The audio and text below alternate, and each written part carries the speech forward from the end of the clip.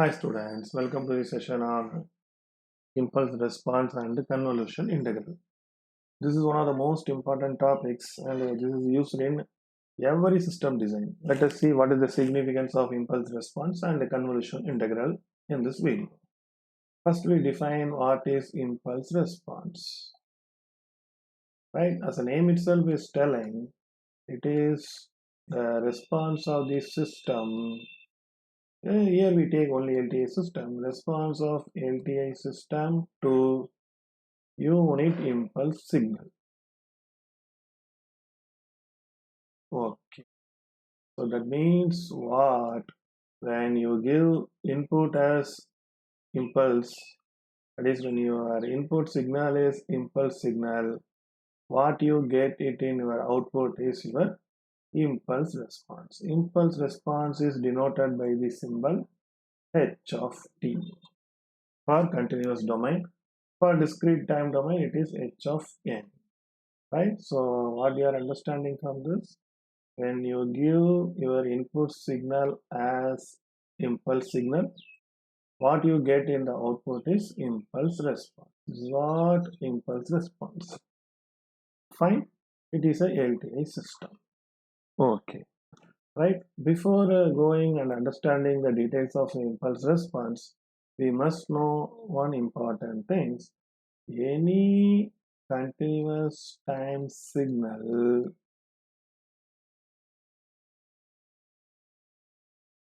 can be represented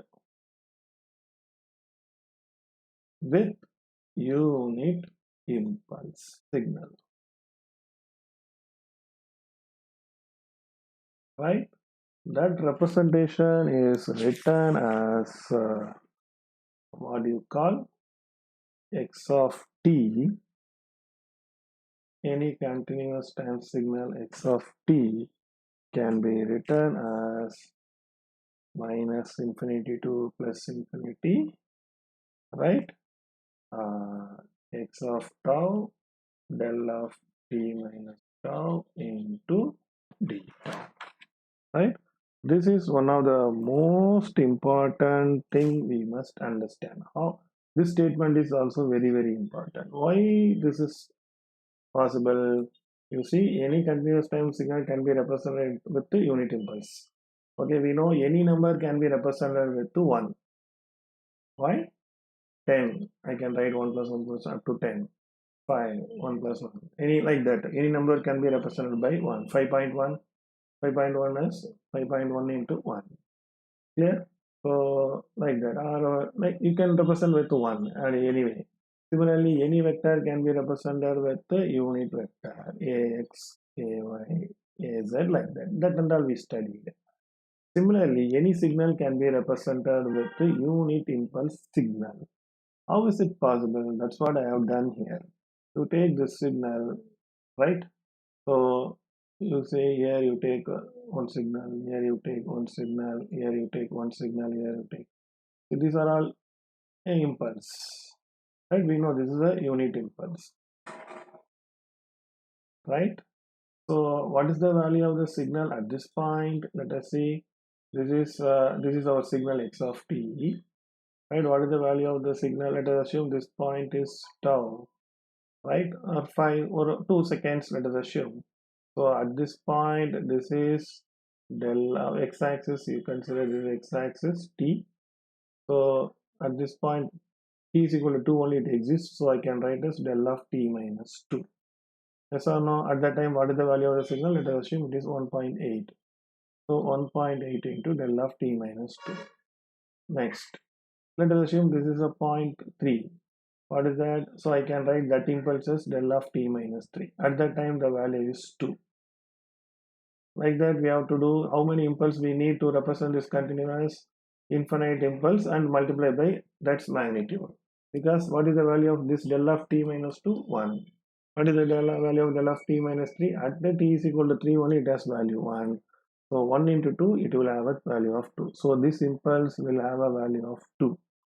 It will be like this.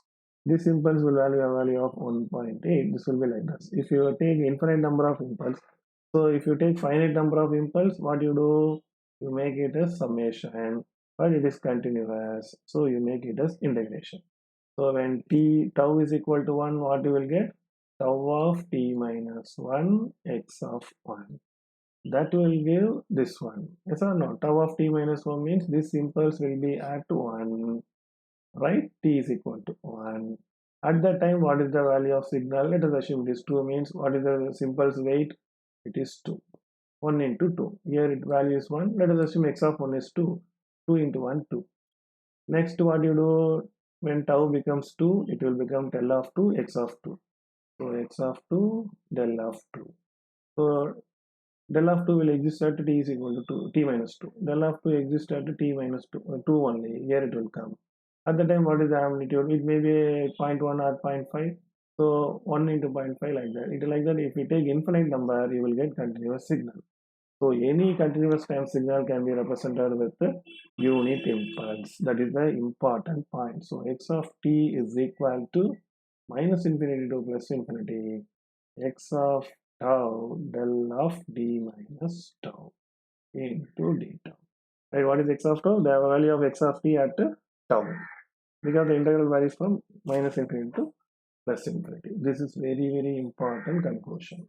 Like 1, like unit vector, this is also impulse is nothing but a signal of with only one magnitude, right? So this is another important point. Now we go and learn our impulse response. I told when you give your impulse signal as input del of t, what you get in the output is h of t impulse response, right?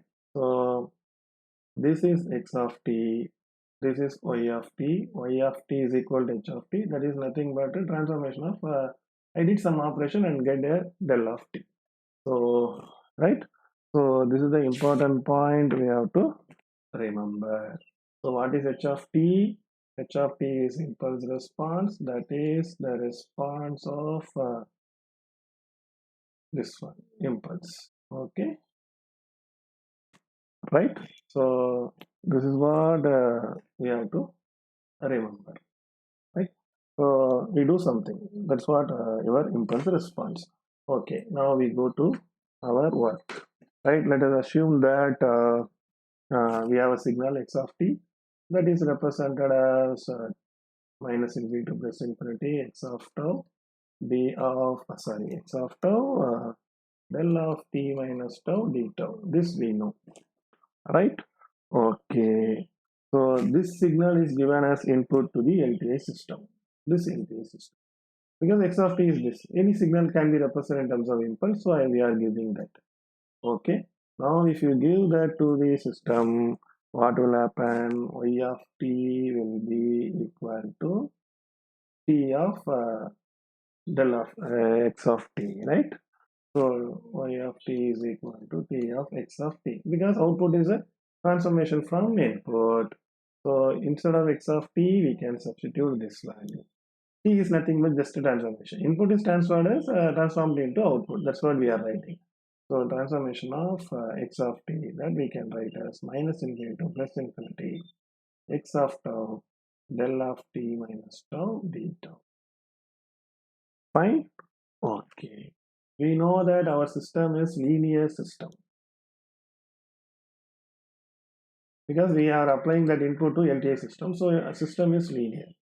Since system is linear, what we do instead of applying individual output, so instead of applying a total output, we can apply individual and get the total output. So we see that integral t minus integral minus infinity to plus infinity. X of tau is a value of the signal at that point. So it is just a number. We cannot transfer the number. We can change only the input signal. Input signal I have written in terms of del. So this transformation can be applied to del only, not to x of tau. X of tau is just a value of x at tau. Number you cannot transfer. You have to operate on the signal only. So it will become t of del t minus tau d tau. Okay, for linear system. Yes, why? So total, what is the thing? Instead of applying x of t, what we are doing is I find one input, then I get the output. I give another impulse t minus 1, then get output, another impulse t minus 2. Like that, I give infinite. That's what this one. Okay. So now what happens? This is equal to, right, minus infinity to plus infinity x of tau. This is transformation of del of t minus tau. Our system is time invariant system. What is time invariant system? If input is shifted by particular time, output will also be shifted, right? So here you see, uh, for if your input is del of t, if it is transferred, we get h of t. Since a time invariant system, del of t minus tau will go, output will also be shifted by same time. That's what time invariant system. Yes or no? So input is impulse that I shift by tau second. So the output will also be correspondingly shifted. So T of del minus tau is indicating H of T minus tau d tau. That's what our output. Fine. So because y is equal to t. Yes or no? Y is if you put a transformation, this will become y of t. Right? So that's what we have done here. Right? Y of t is equal to t of this one. And finally, our output is y of t is equal to minus infinity to plus infinity x of tau, h of t minus tau. This we can write in short form as y of t is equal to x of t star h of t. Right? This is what called convolution integral, where x of t star h of t is given by this equation. That is where x of t star h of t is equal to minus infinity plus infinity x of tau h of t minus tau into d tau. Right? So what we are understanding from this equation, this is what very important. This is what convolution. This is what convolution integral. Okay. So what we are learning from this, that's what very important.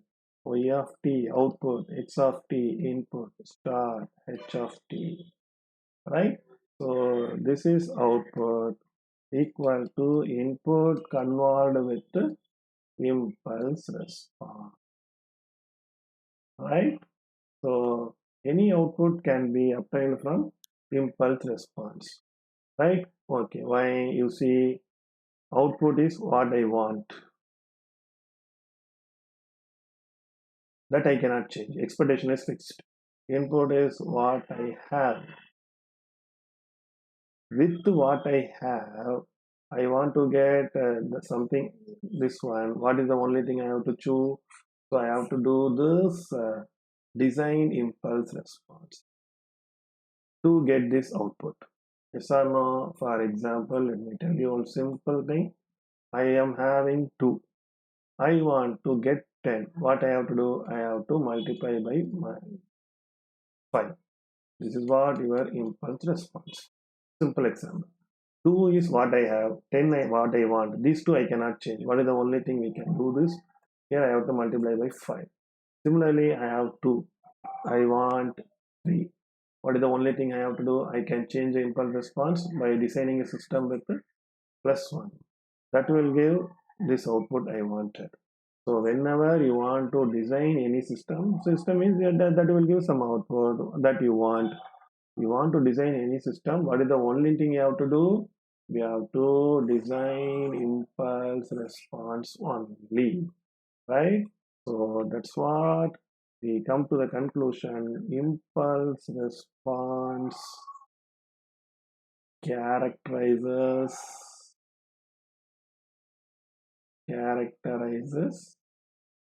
right, okay, any LTI system. That is what is the meaning. If you know impulse response, you can get whatever you want. That's the meaning of this statement. right? This statement is written in Opening and Schaeffer book of Signals and System. That's a wonderful book. You refer that. So impulse response characterizes any LTI system. So if you want to design any LTI system, if you want to design any LTI system, find impulse response only. That's enough. That's what the meaning of this statement, right? That I have proven here. Similarly, you see, I have in communication, I will tell you with one more example. I have a signal with a frequency of 0 to 100 kilohertz. I want to pass only 0 to 50 kilohertz. 50 to 100 I have to stop. What is the thing you have to do? You have to design a low pass filter. So filter is a best example for filtering is the best example for convolution, right? So this is acting as an impulse response. Fine. So this is signal you pass through this low pass filter.